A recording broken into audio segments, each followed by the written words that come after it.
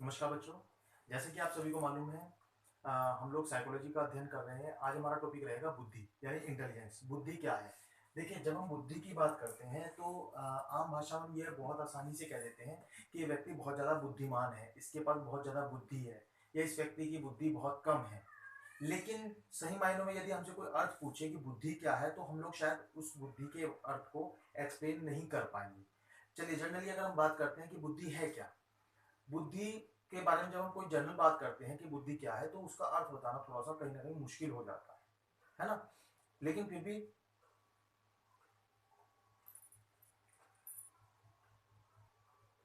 लेकिन फिर भी जब भी हम कक्षा की बात करते हैं तो कक्षा में अक्सर हमने देखा है कि जब एक अध्यापक द्वारा बच्चों को पढ़ाया जाता है तो कुछ बच्चे बहुत जल्दी चीजों को सीख लेते हैं, परंतु कुछ बच्चों को सीखने में समय लगता है, कुछ बच्चे बहुत देरी से सीख पाते हैं। इसके पीछे एक कारण बुद्धि हो सकता है। व्यक्तियों की सीखने की योग्यता बुद्धि है, ठीक है ना। कई बार हमने क्लास में देखा है कि कुछ बच्चे बहुत अच्छे से दूसरे के साथ एडजस्ट कर पाते हैं, कुछ बच्चे एडजस्ट नहीं कर पाते। इट मीन्स समायोजन की योग्यता भी बुद्धि है, ठीक है। नवीन परिस्थितियां जब बच्चे के सामने होती है, उन परिस्थितियों में बच्चा एडजस्ट नहीं कर पाता, अपने आप को ढाल नहीं पाता, यानी नवीन परिस्थितियों में खुद को एडजस्ट करना, समायोजन करना भी बुद्धि है। तो यानी कि कुछ सीखना, नवीन परिस्थितियों में एडजस्ट करना, ये सब चीजें क्या है? बुद्धि है। तो अगर हम जनरल बात करें तो बुद्धि के बारे में हमें थोड़ा सा वैसे बताना कि बुद्धि का क्या अर्थ है, बुद्धि क्या है, इसके विषय में आज तक बहुत सारे मनोवैज्ञानिक भी एक मत नहीं हो सके हैं। हर एक ने बुद्धि को अलग अपने ढंग से बताया। किसने कहा बुद्धि एक तत्व है, किसने कहा बुद्धि दो तत्व है, किसने कहा बुद्धि तीन तत्व है, किसने बुद्धि मल्टी फैक्टर है ना, समूह कारक है।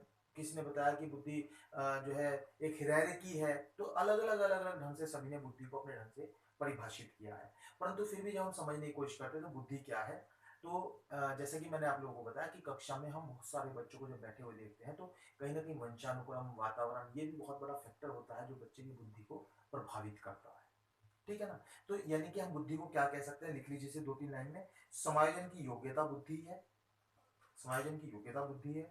फिर लिखिएगा सीखने की योग्यता बुद्धि है।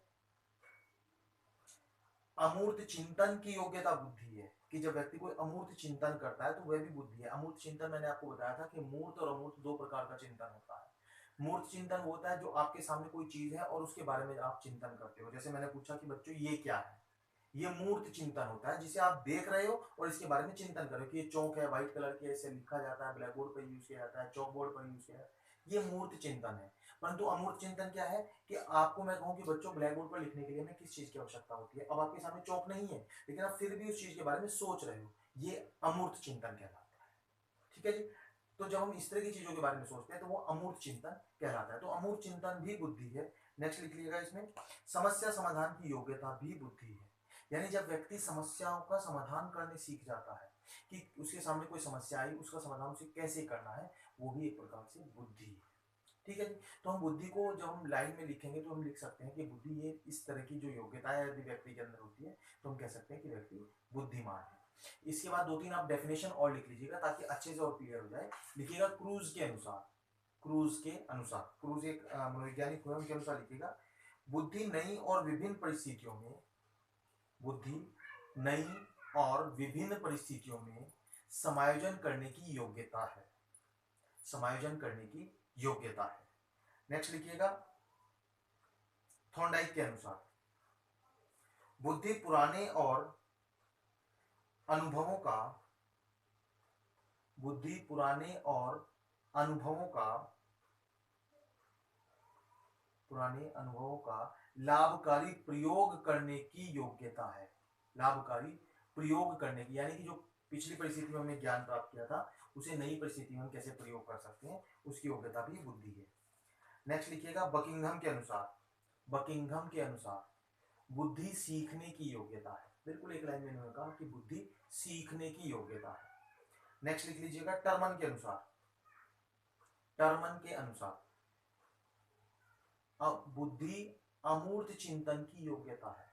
टर्मन ने कहा बुद्धि अमूर्त चिंतन की योग्यता है, ठीक है। तो हमने इस तरह से पढ़ा कि बुद्धि क्या है। अलग अलग राइटर्स ने अपने अपने विचार अलग अलग ढंग से प्रस्तुत किए हैं कि बुद्धि क्या है। ये सभी सही है, कोई भी गलत नहीं है, क्योंकि बुद्धि सीखने की योग्यता भी है, अमूर्त चिंतन की योग्यता भी है, एडजस्ट करने की योग्यता भी है, पूर्व ज्ञान को नए ज्ञान से जोड़ने की योग्यता भी बुद्धि है। तो हम जो कुछ भी बुद्धि के बारे में बता सकते हैं वो सभी बुद्धि है, लेकिन कोई भी मनोवैज्ञानिक एक मत इस विषय में नहीं है। ठीक है जी। इसके बाद लिखिएगा, वीडियो चल रही है ना, टाइमिंग देख रही है उसमें। इसके बाद लिखिएगा बुद्धि के प्रकार, कि बुद्धि कितने प्रकार की होती है। तो इसमें थॉर्नडाइक ने अपने विचार दिए हैं कि बुद्धि कितने प्रकार की होती है। लिख लीजिएगा, थॉर्नडाइक के अनुसार बुद्धि के प्रकार, थॉर्नडाइक के अनुसार बुद्धि के प्रकार। तो इन्होंने बुद्धि को 3 प्रकार से बताया है, 3 प्रकार से बताया। कौन कौन सी? नंबर 1 लिखिएगा, अमूर्त बुद्धि, अमूर्त, अमूर्त बुद्धि। फिर लिखिएगा अमूर्त के बाद ठोस बुद्धि, अमूर्त बुद्धि, ठोस बुद्धि, और तीसरा लिखना है हमें सामाजिक बुद्धि,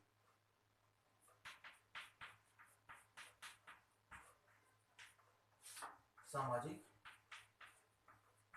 बुद्धि। यानी कि अमूर्त, ठोस और सामाजिक 3 प्रकार की बुद्धि होती है। अमूर्त बुद्धि कौन सी होती है? जो अमूर्त चिंतन की योग्यता रखती है। यानी कि एक व्यक्ति यदि अमूर्त रूप से जो चीजें उसके सामने नहीं है उन चीजों के बारे में यदि सोचने की योग्यता रखता है तो व्यक्ति अमूर्त चिंतन कर रहा है, वह उसकी अमूर्त बुद्धि कहलाती है। ठीक है जी।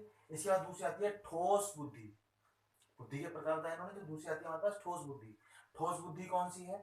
ठोस बुद्धि वह होती है जो ठोस पदार्थों के से संबंधित होती है। ठोस पदार्थ कौन से? जैसे कि सिंगिंग से संबंधित हो, डांसिंग से संबंधित हो, यानी जो ट्रेनिंग बेस्ड हो। इसे हम मैकेनिकल भी कहते हैं, इसे हम मैकेनिकल इंटेलिजेंस भी बोलते हैं। यानी जो डांस करने से संबंधित हो, किसी मशीनरी से संबंधित हो, कोई टाइपिंग योग्यता हो, उससे जो संबंधित हो वो ठोस बुद्धि कहलाती है। ठीक है जी। और इसके बाद आती है सामाजिक बुद्धि, यानी सामाजिक परिस्थितियों में व्यक्ति का व्यवहार करने की जो योग्यता है, समाज में जो एडजस्ट करने की योग्यता है, नवीन परिस्थितियों में अपने आप को खुद को ढालने की जो योग्यता है, समाज में लोगों के साथ कैसा व्यवहार करना है उसकी जो योग्यता है, वो सभी वो जो है सामाजिक बुद्धि कहलाती है। तो ये किसने बताया था? थॉर्नडाइक ने। थॉर्नडाइक ने बुद्धि के 3 प्रकार दिए, नंबर 1 अमूर्त बुद्धि, ठोस बुद्धि और सामाजिक बुद्धि। ये 3 प्रकार इन्होंने बताए। अमूर्त बुद्धि जो अमूर्त चिंतन की योग्यता है, ठोस बुद्धि जो ठोस पदार्थ से संबंधित चिंतन की योग्यता है, और सामाजिक बुद्धि जो समाज में लोगों के साथ किस प्रकार से एडजस्ट करना है, बातचीत करनी है, व्यवहार करना है, वो सभी सामाजिक बुद्धि के अंतर्गत आता है। ये है बुद्धि के प्रकार। ठीक है जी। कितने मिनट हो गए? कितने? इसके बाद हेडिंग डालकर लिखिएगा बुद्धि की विशेषताएं, कि बुद्धि की क्या क्या विशेषताएं होती हैं। लिखिएगा नंबर 1। अभी हमने जो चीजें लिखी थी वही सारी चीजें हम लिखेंगे। बुद्धि अमूर्त चिंतन की योग्यता है, लिख लीजिए विशेषताएं बुद्धि की। बुद्धि समायोजन की योग्यता है, बुद्धि सीखने की योग्यता है, समाज में एडजस्ट करने की, सामाजिक व्यवहार की योग्यता है, लिख लीजिए, है ना। फिर लिखिएगा बुद्धि समस्या समाधान की योग्यता है। फिर लिखिएगा बुद्धि जन्मजात होती है, बुद्धि जन्मजात होती है। नेक्स्ट लिखिएगा बुद्धि एक व्यक्ति से दूसरे व्यक्ति में अलग पाई जाती है, यानी बुद्धि में भिन्नता पाई जाती है। इंडिविजुअल टू इंडिविजुअल बुद्धि अलग हो सकती है। ठीक है जी। बुद्धि में व्यक्तिगत भिन्नता पाई जाती है, ऐसे लिख सकते हैं आप। नेक्स्ट लिखिएगा लैंगिक आधार पर भी बुद्धि अलग हो सकती है। लैंगिक आधार पर यानी जेंडर बेस्ड बुद्धि अलग हो सकती है, लड़के और लड़कियों में बुद्धि अलग अलग हो सकती है। नेक्स्ट लिखिएगा ज्ञान अर्जन की योग्यता बुद्धि है। ज्ञान अर्जन की योग्यता यानी ज्ञान प्राप्त करने की जो योग्यता है वो भी एक तरह की बुद्धि है। लिखिएगा अनुभवों को एकत्रित करने की योग्यता भी बुद्धि है, कि हमारे जो पिछले अनुभव है उन्हें जब एकत्रित करके कुछ कार्य करने की कोशिश करते हैं तो वो भी हमारी बुद्धि कहलाती है। नेक्स्ट लिखिएगा समस्या का समाधान हो गया, एडजस्ट हो गया। और इसके बाद लिखिएगा वंशानुक्रम एवं वातावरण का बुद्धि पर गहरा प्रभाव पड़ता है। वंशानुक्रम एवं वातावरण का बुद्धि पर गहरा प्रभाव पड़ता है। नेक्स्ट लिखिएगा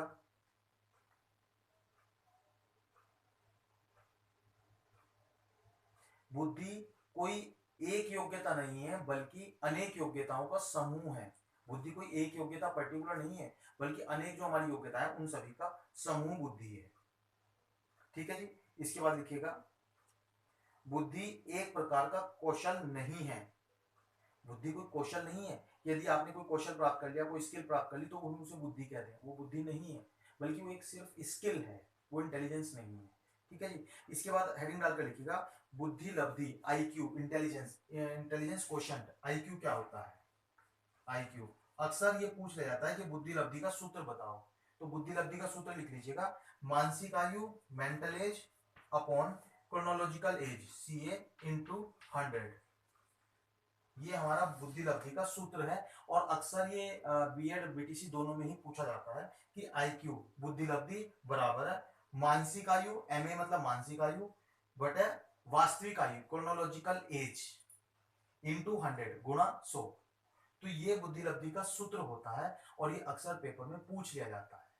ठीक है जी। तो ये आप लोग लिख लीजिएगा कि बुद्धि लब्धि का क्या सूत्र है, मानसिक आयु बटे वास्तविक आयु गुणा 100, ये बुद्धि लब्धि का सूत्र है।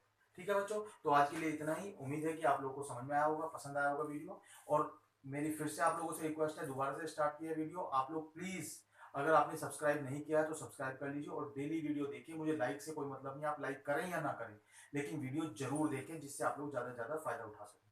बहुत बहुत धन्यवाद।